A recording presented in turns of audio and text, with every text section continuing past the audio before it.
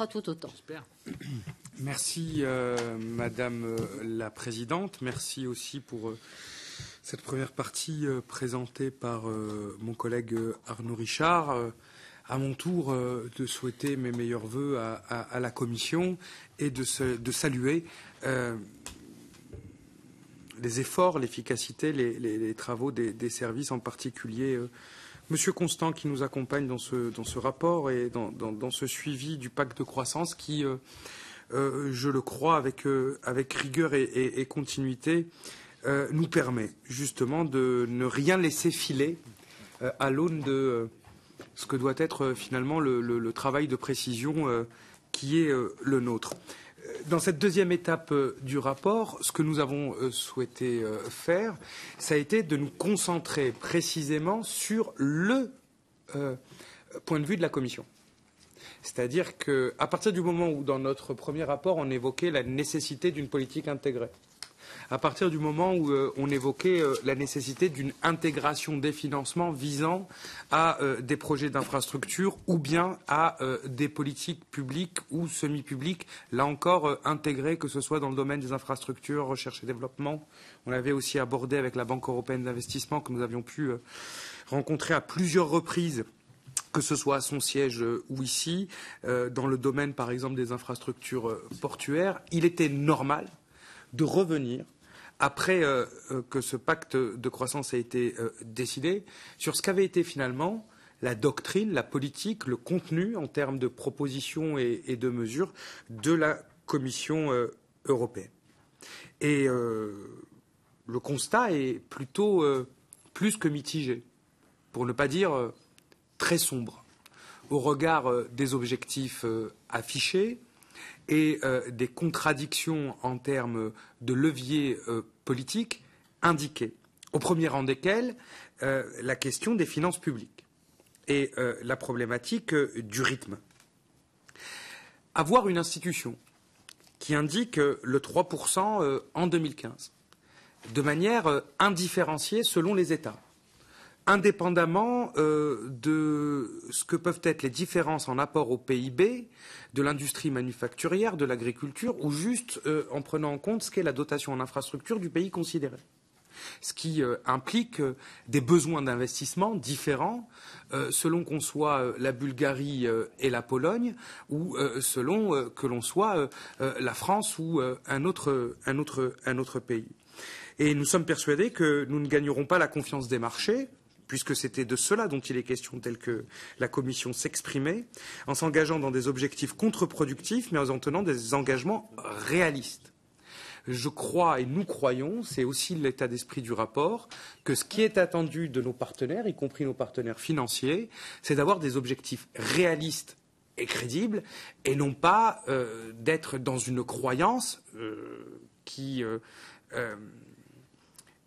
coexisterait très mal avec un principe de laïcité nécessaire à la raison économique, en indiquant des chiffres priés comme le veau d'or, mais qui n'auraient aucune réalité finalement sacrée en tout cas comme le veau d'or, et qui n'auraient en tout cas aucune réalité en termes de fondamentaux économiques.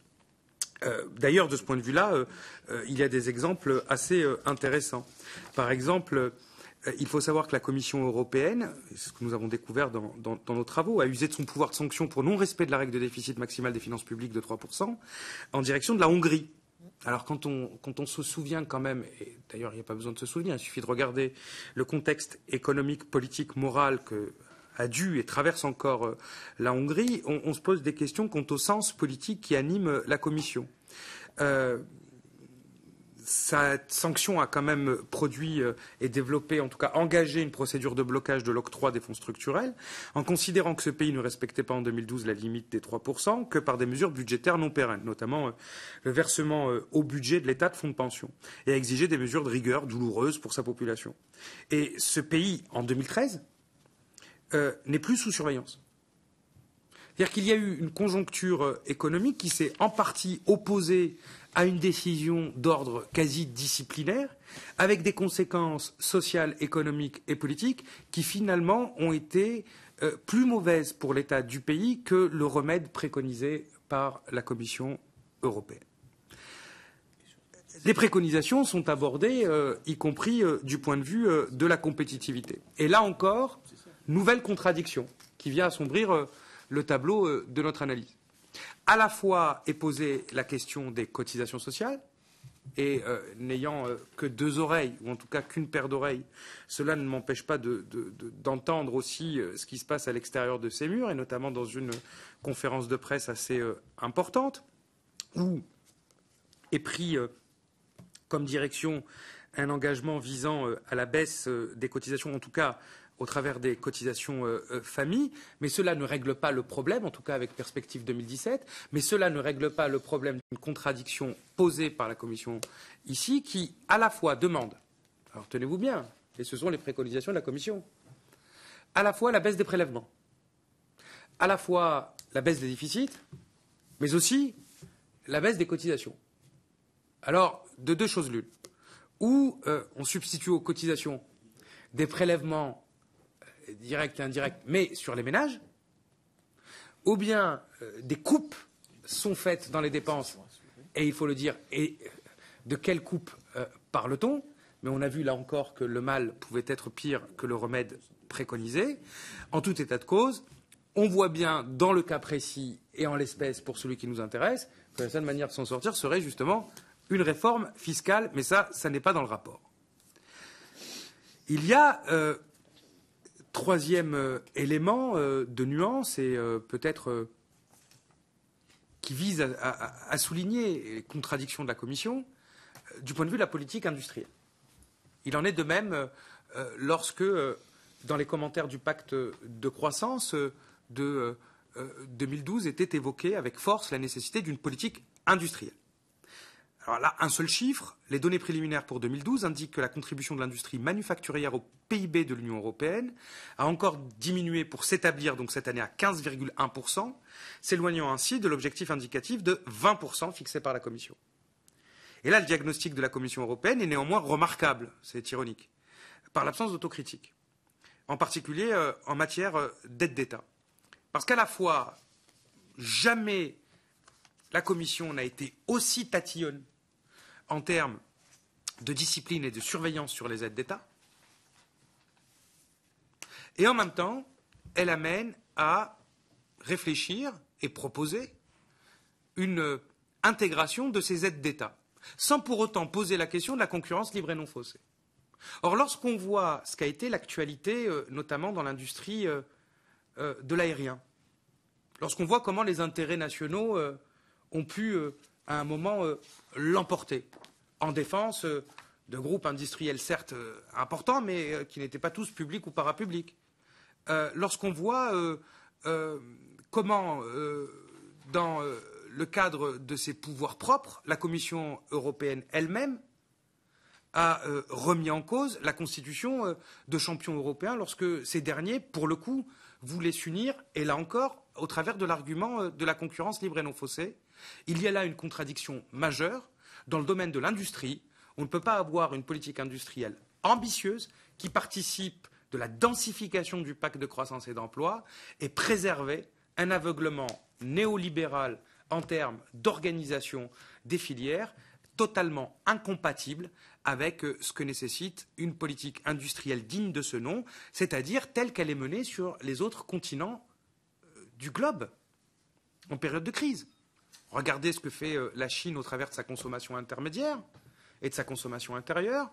Regardez ce qu'ont fait les États-Unis en termes d'infrastructures, ce que fait le Brésil en termes d'action, y compris sur la monnaie, en direction et en protection de son industrie. Nous ne pouvons pas être le continent qui a pour seule ligne directrice, en tout cas ligne force de sa politique industrielle, la remise en cause des aides d'État, la concurrence libre et non faussée, et l'entrave, en tout cas le non-accompagnement du moins, de la constitution des champions européens que nous appelons ici, au-delà des sensibilités politiques, tous de nos vœux.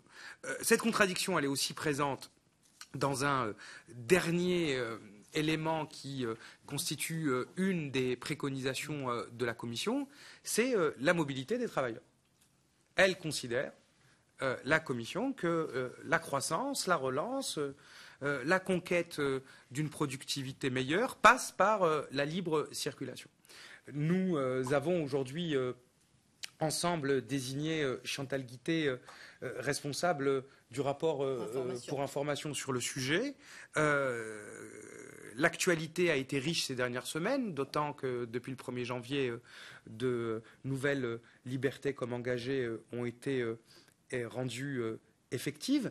Pour autant, et nous le disons dans le rapport, sans régulation, sans Europe sociale, sans construction d'un cadre qui ne permette pas que la mobilité se résume à du dumping au sein même des pays de l'Union européenne, il sera très difficile de réussir là le saut préconisé par la Commission qui veut que cette mobilité améliorera demain la compétitivité.